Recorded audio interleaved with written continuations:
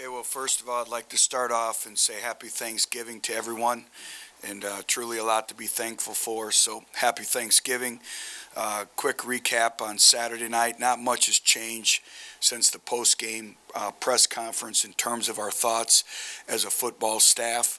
Winning is very fragile, as we all know that. It's very, very difficult to win in the SEC, and we can't beat ourselves, particularly this football team. And offensively, 2 turnovers, third down conversions did not do very well, but that's a byproduct of our first down efficiency. Did not do a particularly good job on first down to put us in manageable third down situations. We had the most negative plays we've had all year in 8, and too many drop footballs. And again, that's that formula of not beating ourselves. Defensively, too many missed tackles. I thought our youth and our development really showed versus a veteran football team in Missouri. And then third down, we did not do a good job of getting off the field on third down, particularly in third and long situations. And again, those are the things that it takes to play winning football. I thought special teams wise, I thought Matt Darr stepped up and really punted exceptionally well. We placed a premium on kick placement. He was able to do that. I thought for the most part our coverage teams did a very good job. We executed a fake field goal in a critical stage of the game, which is great to see. We take tremendous pride in running execution-based systems, and I didn't think we executed particularly well on offense and defense. Some of that is our own. We created some adversities for ourselves, but also I think a lot of it had to do with the quality of opponent in Missouri as well. But I am exceptionally proud of the competitive spirit, the competitive grit of this football team. We still believe we're going to win the football game. Came down to an onside kick that unfortunately we didn't get the football, an onside kick a number of times. But again, these kids continue to show grit and competitive spirit. Moving on, last game of the year, Vanderbilt. Obviously, Coach Mason is in the first year of his program.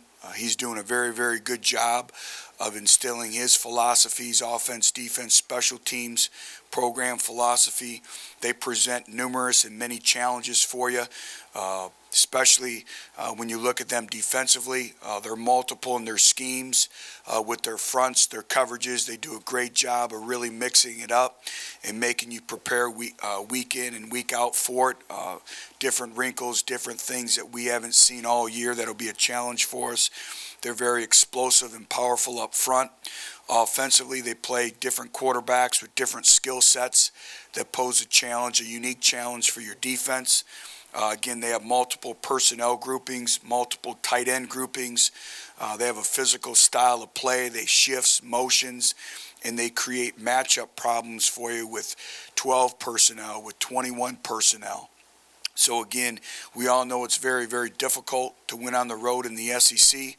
It'll be a great challenge this week, but as always, every challenge, we're looking forward to it as well. So I answer any questions you may have.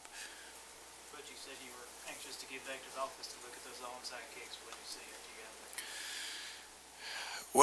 there? Well, first of all, I thought Aaron Medley did a very good job of executing the onside kick, and it's something that we work each and every day. We got the bounce that we needed to. We have submitted it to the SEC, and we have not received a ruling back because today's the day that you submit all that. So we haven't heard anything back. It was close. It was a bang play. You just hate, it's very unfortunate that a game like that comes down to that, but it is what it is. We put ourselves in that situation. But I thought our players, for the most part, did a very good job of executing it. When you say bang, you mean all sides? Yes. Yeah. On that second onside kick, did the staff up in the press box buzz down telling you to challenge that, or was that strictly your decision? Well, here's where we're at in the situation of the game is we had a couple timeouts left. We have a clock management chart on the sideline and up in the box. So, you know, if If we would have played it, we probably would have got the ball back with 3 or 4 seconds left. We thought it was a very, very close call. We were going to challenge the first one as well. I went to challenge it because I saw them hit it, and right as we went to challenge it, they got the buzz down. So why keep your timeouts in your back pocket? You're trying to win a football game, and we're going to exhaust all our effort and energy into winning a football game. Nothing we do is by chance. Just a chance to end a two-game losing streak to Vanderbilt, chance to be bowl eligible. How critical a game is this just for the program, for the progress that time? It's a big game for a number of reasons. It's a big game because it's the last regular season opportunity that our seniors will have. It's a chance to build momentum and moving forward, which we have tremendous momentum. And we're fighting for bowl eligibility. It's an in-state rivalry game, so there's a lot on the line. Every game is important. Butch, if you talk to Dave Hart as to what might be your preference if you do get a bowl bid, if you had that discussion? No, I'm going to leave that up to them and all that, where all of our focus and energy, and even Dave's, is, on Vanderbilt and, trying to get a victory and scratch and claw on Saturday.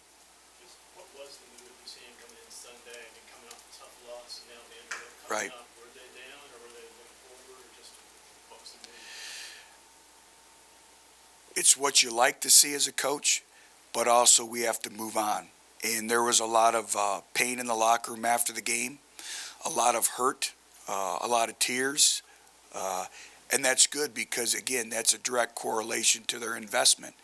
And they take pride in their performance. And we're getting to the point now where our players expect to win every time they go on the football field. So as a coach, when you see that type of investment and that emotion, it's great because they've invested in it. But now it's time to move on. And this football team has displayed a great consistency in terms of moving on. And so I liked our approach. I'll know a little bit more today when we come to the building and get going on Vanderbilt. But nothing leads me to believe that they're down. Shoot, they should be excited. We get another opportunity. We get another opportunity to compete. So I don't anticipate anything. These kids have been extremely resilient. You look at the fact, and, I'm in the facts, not hypotheticals. We started, I believe, 7 true freshmen. Most that's ever been started in a game here at the University of Tennessee. 4 on defense, 23 true freshmen all year. It is what it is. They continue to grow. They continue to mature. They're so young that they don't know any different. And that's a good thing. So I expect them to come ready to work today, just like every Monday. With how important recruiting is in the mid part of the state, is that another motivation in this game? Well, we always talk about winning the state first, and I think we've shown the ability to do that. And obviously Tennessee's a very special place, but just the more you win, that helps recruit players. But I think sometimes being here in Knoxville, I think people lose touch in reality of what the national perception is of the University of Tennessee football program. And it is at an all-time high right now. The energy, the excitement, we see it every day because of recruiting, talking to high school coaches, not just in this great state, but across the country. We have players coming in from all over the country. And we're gonna have another great recruiting class, individuals that fit our profile. And it's a matter of time, and people know that. They see the energy, they see the vision. And, a lot of times we live in a negative society. People only want to write negative things. But believe me, the positives truly outweigh everything. And we're all part of building something special here. I told you when we sat in this room in August that we're raising a football program, and we're raising it, and we're taking tremendous strides each and every day. That's not coach speak. That's being very, very realistic. So, every game is important. Winning is very important. But you look at our fan base, and I said it on my coach's show. We're up over just about 10,000 fans in attendance. When most attendance is on the decline, we're on the upswing. and our fan base has been outstanding. They've added to that recruiting excitement, that passion, that energy. So again, when you look at all the facts, it's a matter of time, and we continue to build it. So I'm as optimistic as I've ever been. So every game is important.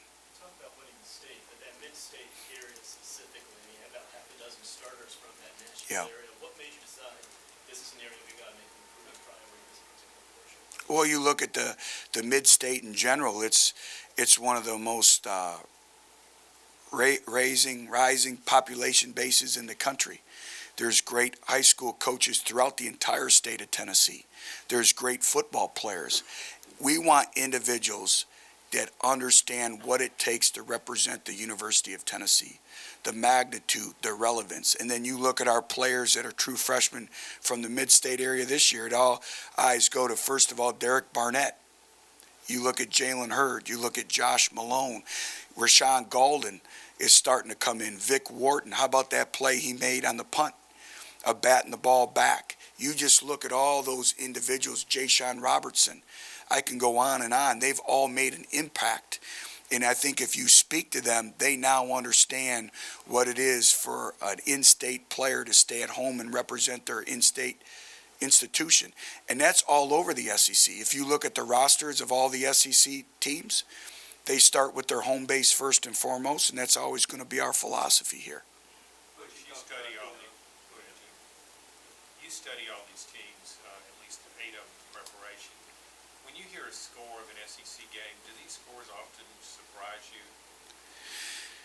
Yeah, because you never know week in and week out. It's a week-to-week season, and everything is about matchups. Some teams match up better against particular teams than others. So it's always a matchup, and some teams match up better against each other. But this is the most competitive football conference in the country, week in and week out, and there's so many different dynamics that go into it, from injuries to the quality of opponent to whether you're playing at home, playing on the road.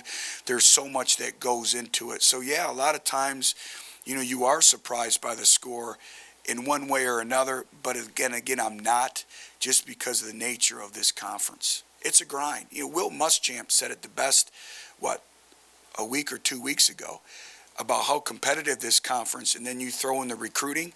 Recruiting is different than anywhere we've ever been. From the competitive standpoint, from you have to recruit each and every day, let alone prepare to play the best of the best. I think Missouri is a great illustration of not just building a football team, but building a football program. And there's a difference between building a team and building a program. They're in a program right now where they have the luxury of redshirting a lot of freshmen, not putting too much stress and pressure, developing them in the weight room. Now their second year in the program, they're redshirt freshmen. They start to ease them into a role, so where year 3 they're ready to go. We don't have that luxury right now. And so their development is pushed back a little bit in terms of an in-season, off-season strength and conditioning program. We'll get caught up in the months of January and February and March. But also it's a great opportunity to sell playing time right away for a prospective student athlete. So it's a balancing act. But you talked about the number of true freshmen you played. A lot of times true freshmen will hit a freshman wall. Have you seen many players hit that wall, and what have you done to try to combat that? I have seen it. It's been a different timetable for each individual. I think it's affected each individual at different stages of the season. Some it affected early and they were able to recover and move on. Some it's affected later, but really for the most part, when you look at the entire body of work of this freshman class, it's truly been remarkable. They may have hit it, but they've bounced back. They've taken care of their bodies. They've done a great job in terms of the recovery process, and a lot of it we have had to educate them on and kind of push them towards. I think the change in our practice format has really, really benefited, especially our younger players. So they've done a very, very good job of that.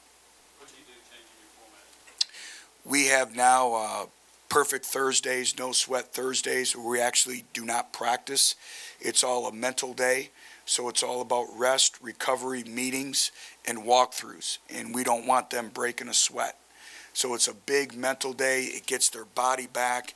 And then we try to spark the central nervous system 24 hours prior to competition, which on Friday now we have about a 40-minute practice where we gear it up and we go after it pretty good. Did you do that because you had so many problems? Yeah, and just trying to stay on top of the sports science end of things, always trying to develop and grow and be a better football program. So we've really spent a lot of time of researching it, but also knowing that we're going to be an exceptionally young football team is really teaching them how to take care of your bodies. And they'll go through about a 40 to 45-minute recovery cycle or circuit that's very, very intense in the weight room, in the training room, the cold tubs, all that. So what they're learning right now, Jimmy, will really benefit them for many years to come in our program.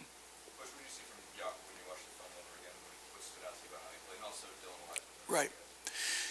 Jakob did a very, very good job from the mental standpoint of getting us lined up, setting the front the right way, setting the schemes the right way. So he did a very, very good job, really a remarkable job.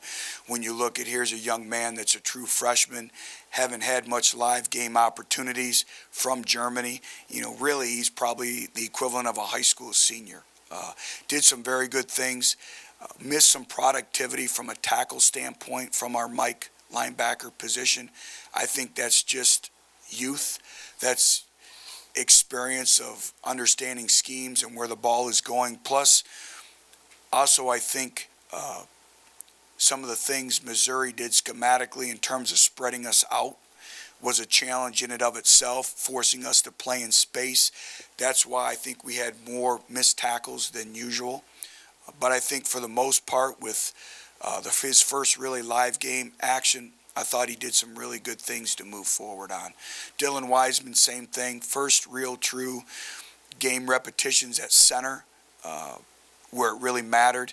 Thought he did a good job with our line calls. I thought his snap accuracy was very good all night against a very disruptive defensive front. What did you see from Malik Foreman when he came in for Camp Sentinel? Very, very encouraged by Malik Foreman. Malik Foreman made a play for us in the back end of our defense. I thought Malik did some very, very good things on special teams as well. So was very encouraged by the play of Malik Foreman. He did a very nice job for us. But have you been happy with Aaron Medley and how he's performed? Did you expect him to kind of come in as a freshman and be as consistent as he? Aaron's done a very good job, and we needed him to. He's one of those freshmen that, right, wrong, or indifferent, had to play and had to perform, and he's performed well for us. You look at his accuracy within 39 yards, so he's done a great job. But again, he's another individual who takes tremendous pride in his performance, works at it hard every day, just like we just spoke about when we started the press conference, the onside kicks. He's done his due diligence. He works on those kicks every single day. I think getting in the Neyland Stadium and kicking in here has really helped as well. So again, very, very proud of him, and we're going to need that consistency down in Nashville on Saturday. When you broke down the 6 sacks you gave up, what were the different factors? How much for the offensive line, Josh Dobbs, and just Yeah, Missouri? combination. All eyes, point to the offensive line. You can look at a stat sheet and say, well, you gave up this many sacks, but sometimes as a byproduct of our receivers not getting open, it was a byproduct sometimes of Josh leaving the pocket too soon. And it's different in the National Football League and college football. Anytime you're tackled beyond or past, the line of scrimmage, it counts as a sack, and then it's taken off your rushing totals. So sometimes those numbers are misconstrued a little bit, but I think it was a combination. It just wasn't the offensive line. It was a combination of everyone, and that's what we talk about, playing team football and that consistency. And, all eyes point to the, at times to the quarterback or to the offensive line, but a lot of times it's a byproduct of everyone working together. And a very good opponent as well. They've been doing that to a lot of teams all year. Have you had a chance to evaluate guys like Matt Crowder and Marcus Jackson, who've been banged up lately? Yeah, Marcus Jackson continues to progress. He'll be fine. Matt Crowder will know a little bit more about his status as the week progresses. Right now, he's going to try to practice today and go a little bit, so I'll know a little bit more tomorrow. Mike, and what kind of dialogue do you keep with those two players right now? I have not had any dialogue at all. Again, we're letting the investigation take care of itself, and that's all I'll say. Butch, how has Charles Mosley rehab gone? Obviously, he Yeah. wasn't able to do anything, but has he kind of been on pace for you guys? It's been encouraging. He's really done a tremendous job. Charles Mosley is down to about 350, which is the lightest he's been probably in 10 years. So we're excited about that. Jason McVay 2 weeks ago, we're in the middle of practice, and he comes running up to me, and he goes, "You got to see this," and he has a video of him running, which is remarkable. So Charles continues to progress. Our goal is to have him available and have him be able to compete for spring football. But he's made remarkable progress. I think that's a tribute to him, his work ethic, but also our entire training staff at Tennessee. They've done a tremendous job. He's in there. It's class and rehab, class and rehab, class and rehab. And then, shoot, he's probably showing more discipline at training table down in Smokies than anyone. And we kind of have a bet. He's got to get down to about 345, and I got to lose 10 pounds, and he's winning the bet right now. So. As an offensive lineman, defensive lineman, because I know he... Yeah, that's a great thing about Charles is he gives us flexibility in our interior lines, whether it's offensively or defensively. But right now, he'll start on offense. But you talked about the recruiting being something you've never seen before in the competition. Was there an eye-opening moment? I mean, when you got hired or soon thereafter? Every day. Where you realized? I'll say what I've continued to say. When you coach in the SEC, every day is like it's 4th and 1 for the national championship. Whether it's development of your players, whether it's recruiting, whether it's preparation, or whether it's game day. And that's what makes, again, this conference very, very special. And you have to have individuals that want that challenge. You got to have individuals in your football program, your football organization, your football family that want that lifestyle, from coaches to players to everyone. And it's different. Are there some crazy stories that we'll one day read in your biography? Yes, I'm going to ask John Adams to write my book. So he'll, maybe just the forward. Okay. Disappointed with the lack of use of the tight ends on Saturday at the targets. Yeah, we like to get the ball to our tight ends. They're as we all know, they're part of our playmakers on offense, and the situation dictated it sometimes. The coverages dictated it, so a lot of things that go into that. But when we've effectively moved the football, our tight ends have been actively involved in our offense. Coach, if you guys can win on Saturday, would it be a sense of validation for this program, this coaching staff, that you guys are headed in the right direction?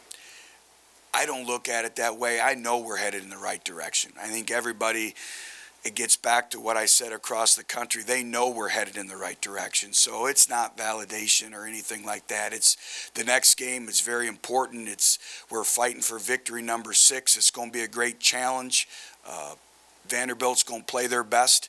We have to play our best. I have a lot of respect for Coach Mason and what he's building there, and I know what he's going through. Year 1 is always the most difficult year. Done it 3 times. And so I know what he's dealing with. They're a very, very talented football team. They're very physical, and they've come up short a few times, but they have our respect because they're physical, and they're going to expect to win. They have great confidence, particularly over the last couple years. So we don't need validation. We know what's going on in our program. I think the validation is by the recruiting classes that we're assembling, by the people we're bringing in here, and by our style of play. We've come a long way in a very short period of time. I'm extremely impatient. I go in our staff meeting room. I have the next 2, 3, 4 years planned out, personnel-wise, all that. I start my morning off in there for about an hour every single day. I live this program 24/7. And so we don't need any validation because the right things are happening. You look at the vision by our athletic administration. It's a model of consistency. It's visionary, led by Dave Hart and Chancellor Cheek, and I mean that. We got some special things going on here, and we just need to be patient and continue to build and build and build, and we're going to like our body of work.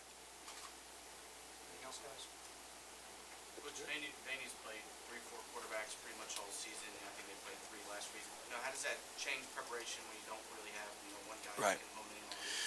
Well, like I stated earlier, it's a challenge in and of itself because each of the quarterbacks present different challenges for you. They have different skill sets. So you always study your opponent in the little ticks, the little nuances, trying to give yourself a competitive advantage. But now when you have three to study, it makes it that much even more challenging. The preparation, and Vanderbilt does a tremendous job, again, with multiple shifts, trades, motions. They challenge your communicative process, not just on offense, but defense. They do some good things schematically. And so, again, it's going to be a challenge in and of itself. But when you're facing a number of quarterbacks, it is a great challenge to prepare for. Coach Marquez's injury, when did he actually hurt that thing? I know he's been dealing with it for a while, and what was it? Yeah, he has a torn labrum, and it kind of stems back from an old high school injury. And to his credit, he's tried to play through it. We had an MRI late in the week and saw that, so we're going to go ahead and get that fixed with hopes of having him back for spring football. But to his credit, again, you talk about the resiliency that our kids have shown in this program. He's tried to fight through it. He's tried to push through it just like, Gillum does every week. And again, these players have given so much to this football program, and I'm indebted to them. And that's why I respect them. That's why I love them, because this is a very close-knit group, and they want to keep playing. You say get it fixed, you need surgery? Yes. Have you ever had a number equaling what you've had this year with ankle sprains and leg No. tears? We're going to do, every season has a different flavor in terms of injuries, and they seem to run in packs, they seem to run in numbers, but it's been an unusual year in terms of high ankle sprains. That's kind of been the injury of the year for us. So what we'll do at the conclusion of the season, we've actually started the process, is we'll do our due diligence, we'll try to research. We have every injury broken down. Surface, was it practice, was it game related, cleats, ankles taped, ankle braces, everything is broken down, and we'll continue to work on that and try to figure out the power of why does it occur. But high ankle injuries are occurring also all over the country. But we'll continue. We're working with the National Football League right now. They're conducting their own study as well in terms of surfaces related to injuries, particularly high ankle sprains as well. Speaking of surfaces, were you disappointed at all with the way the field held up this year? It looked like it got a little rough there the last month of the season at home. Yeah, and we're talking about that. I don't know if it had to do with the different climate.